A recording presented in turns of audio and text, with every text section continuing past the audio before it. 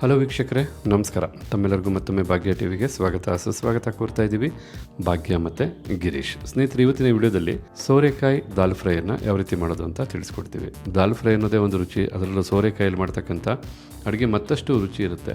ಇವೆರಡರ ಸಮಾಗಮದಲ್ಲಿ ಮಾಡ್ತಕ್ಕಂಥ ಈ ರೆಸಿಪಿ ನಿಜವಾಗ್ಲೂ ಬಾಯಿ ಚಪ್ಪರಿಸೋ ರುಚಿನಲ್ಲಿರುತ್ತೆ ಅಂತ ಹೇಳ್ತಾ, ಹಾಗೆ ಬನ್ನಿ ಈ ರೀತಿಯಾದಂಥ ಸೋರೆಕಾಯಿ ದಾಲ್ ಫ್ರೈ ಮಾಡೋದಕ್ಕೇನೆಲ್ಲ ಪದಾರ್ಥಗಳು ಬೇಕು, ಯಾವ ರೀತಿ ತಯಾರು ಮಾಡೋದು ಅಂತ ಈಗ ನೀವು ನೋಡ್ಕೊಳ್ಳೋರಂತೆ.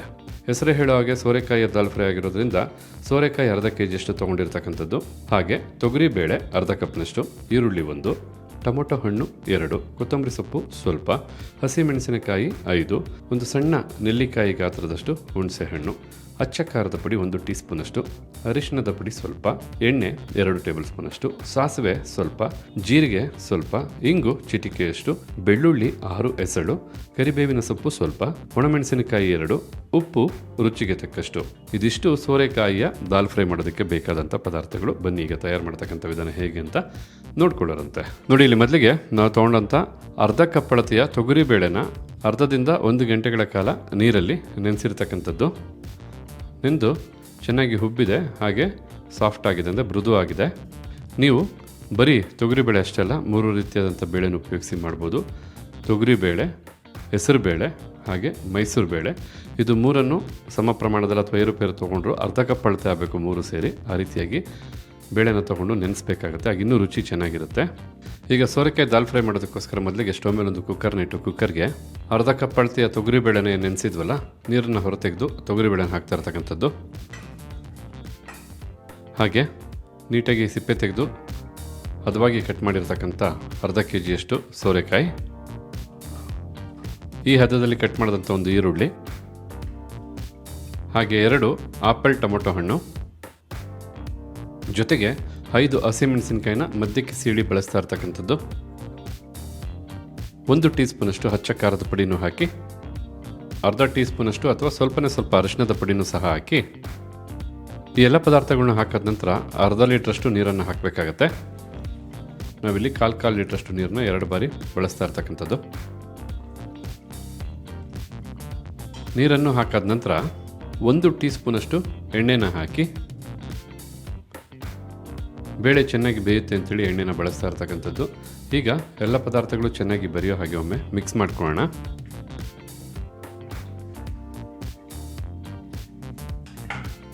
ಈ ರೀತಿ ಎಲ್ಲ ಪದಾರ್ಥಗಳು ಚೆನ್ನಾಗಿ ಬೆರೆಯೋ ಹಾಗೆ ಮಿಕ್ಸ್ ಮಾಡಿದ ನಂತರ ಕುಕ್ಕರ್ ಲಿಡ್ಡನ್ನು ಮುಚ್ಚಿ ಸರಿಸುಮಾರು 4 ವಿಸಲ್ ಕೂಗಿಸ್ಕೋಬೇಕು. ಈ ಸಮಯದಲ್ಲಿ ನಾವು ಫ್ಲೇಮನ್ನು ಮೀಡಿಯಮ್ಗಿಟ್ಟು ಕುಕ್ಕರ್ನ ಕೂಗಿಸ್ಕೋಬೇಕಾಗತ್ತೆ.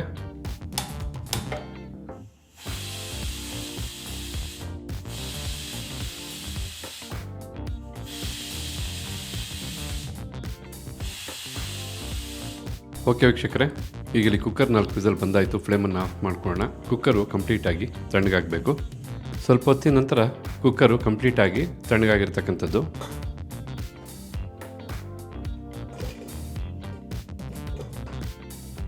ಹಾಗೆ ತಾವೆಲ್ಲಿ ನೋಡ್ತಾ ಇರ್ಬೋದು, ಕುಕ್ಕರ್ಗೆ ಹಾಕ್ತಂಥ ಎಲ್ಲ ಪದಾರ್ಥನೂ ಬಹಳ ಚೆನ್ನಾಗಿ ಬೆಂದಿದೆ. ಈಗ ಸರಿಸುಮಾರು ಒಂದು 80 ಭಾಗದಷ್ಟು ಇದನ್ನು ನುಣ್ಣಿಗೆ ಮಸ್ಕೋಬೇಕಾಗತ್ತೆ, ಅಂದರೆ ಮ್ಯಾಶ್ ಮಾಡ್ಕೋಬೇಕು.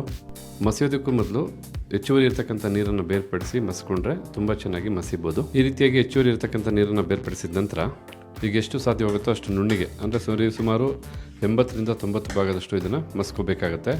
ಎಲ್ಲ ಪದಾರ್ಥಗಳು ಬಿಸಿ ಇರೋದ್ರಿಂದ, ಚೆನ್ನಾಗಿ ಬೆಂದಿರೋದ್ರಿಂದ ತುಂಬ ಈಸಿಯಾಗಿ ಈ ರೀತಿ ನುಣ್ಣಿಗೆ ಮಸಿಬೋದು.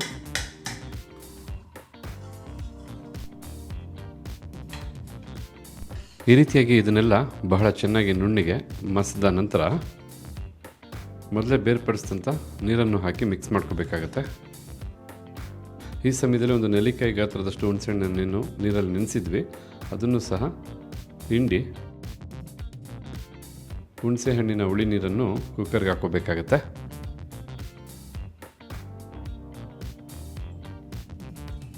ಹುಣಸೆ ಹಣ್ಣಿನ ಹುಳಿ ನೀರನ್ನು ಹಾಕಾದ ನಂತರ ಮೇಲೆ ಸ್ವಲ್ಪ ಕೊತ್ತಂಬರಿ ಸೊಪ್ಪನ್ನು ಹಾಕಿ, ಜೊತೆಗೆ ರುಚಿಗೆ ತಕ್ಕಷ್ಟು ಉಪ್ಪನ್ನು ಸಹ ಹಾಕಿ, ಸರಿಸುಮಾರು 1 ಟೇಬಲ್ ಸ್ಪೂನಷ್ಟು ಉಪ್ಪಿರ್ಬೋದು.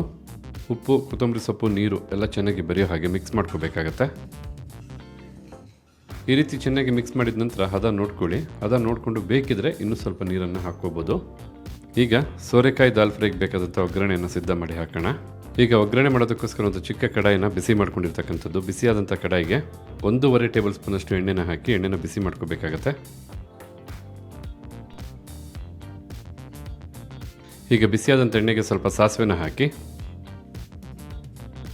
ಸಾಸಿವೆನೂ ಸಿಡಿದಾದ ನಂತರ ಸ್ವಲ್ಪ ಜೀರಿಗೆನೂ ಸಹ ಹಾಕಿ, ಹಾಗೆ ಚಿಟಿಕೆಯಷ್ಟು ಇಂಗು, ಹಾಗೆ 6 ಎಸಳು ಬೆಳ್ಳುಳ್ಳಿನ ಜಜ್ಜಿ ಒಗ್ಗರಣೆಗೆ ಬಳಸ್ತಾ ಇರ್ತಕ್ಕಂಥದ್ದು.